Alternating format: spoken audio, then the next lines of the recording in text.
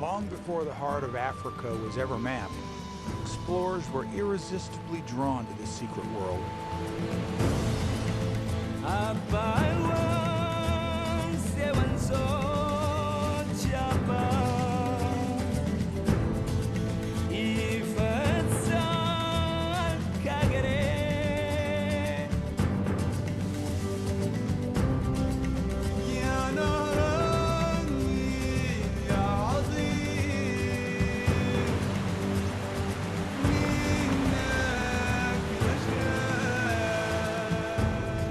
Africa's greatest secret of all, for thousands of years, was the source of the world's longest river, the Nile.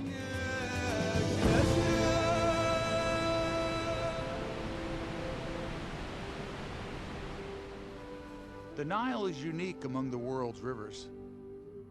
Some call it the most important river on Earth because it gave life to the first great civilization. To a geologist like me, this desert is a rich and productive environment. Yet just a mile from the river, I don't find a single living plant. As long as 8,000 years ago, farmers diverted water from the Nile to irrigate their crops and made the desert bloom.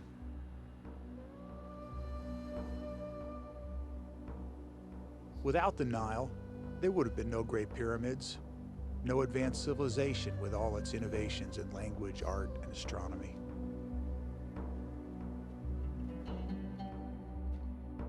Each summer, the water level of the Nile rose several feet without a single drop of rain falling in Egypt. The early Egyptians built structures to measure the rise of the river precisely. But a few times in history, the river mysteriously failed to rise for several summers in a row, causing famine throughout Egypt.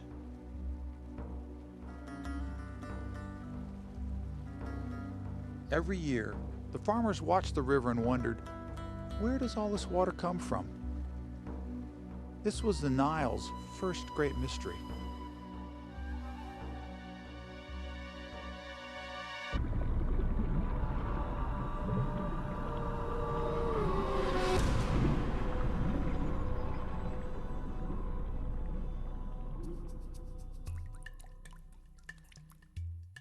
In 1858, a British explorer set out to solve the mystery of the Nile. He proclaimed Lake Victoria the one true source. There was one minor problem, though.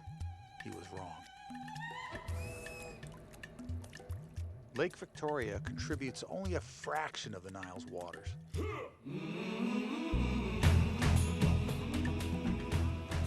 The main source of the Nile is in the rugged highlands of Ethiopia. The riches of Egypt are a gift from Lake Tana. Over 80% of the Nile's water comes from Ethiopia's Blue Nile and its tributaries.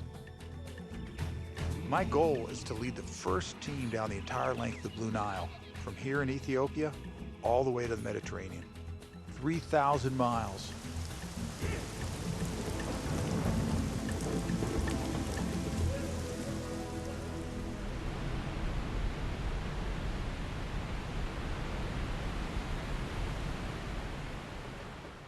I've brought my team to Lake Tana for the expedition of a lifetime. We reached the Ethiopian highlands just in time to witness a Christian procession. I went for the first time to Ethiopia, and I trust Pasquale as our leader. Abuna Zerabruk. Yeah, he's one of the 9 scientists who came from Syria. Piccolo Abai. Gulu Abai, or Gilgel Watat Abai. Abai. Watit Abai.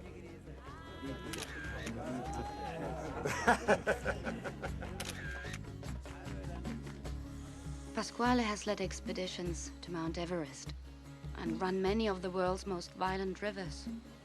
He knows very well what he's doing. We're here to attempt the first descent of Africa's mightiest river, the Blue Nile.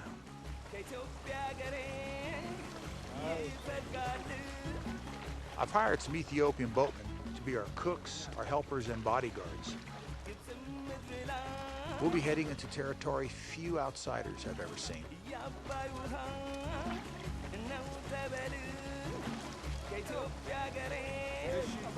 The upper part of the Blue Nile was first run and mapped in 1968, when a British Army expedition explored just this section. They had many serious injuries. One man died. They found that the Blue Nile was crawling with huge swarms of crocodiles. They had 70 experts. My team is mostly novices. All right, you're in the water again. Okay, again, in the boat. I'll really have to keep an eye on our Egyptian scientist, Dr. Mohammed Magahed. Mohammed, where's Mohammed? As a hydrologist, I spend my time indoors, in a laboratory. Good job. Pasquale is worried about me, and so am I.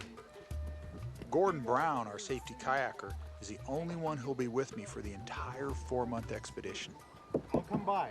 You grab these loops right back here, and pull yourself up on the boat. I'll take you back to the raft or take you to the shore. Right. Either way. 5 years ago, Gordon was diagnosed with a brain tumor. It would have killed most of us. But he fought it off with a year of radiation and chemotherapy. He's really a survivor.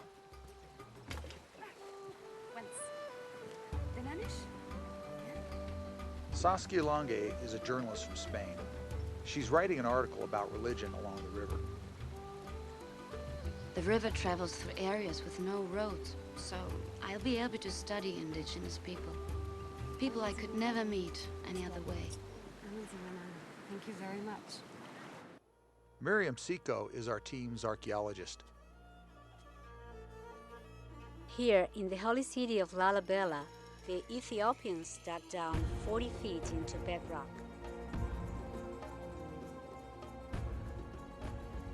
This church was chiseled out of one giant block of stone. It's one of 11 carved churches linked by tunnels. For 16 centuries, the Christians here remained very closely allied to the church in Egypt, 3,000 miles away. I wonder how the Nile kept that connection alive.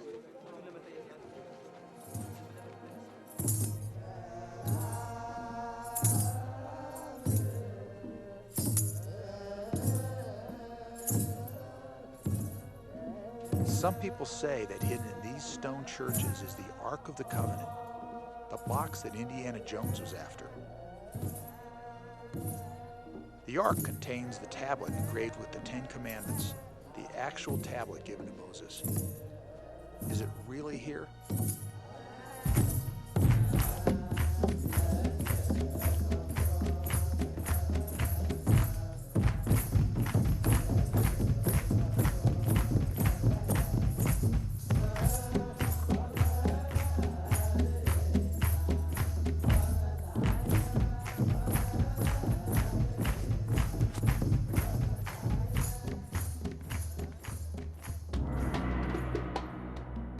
Lalibela is the 8th wonder of the world, or if it's not, it should be.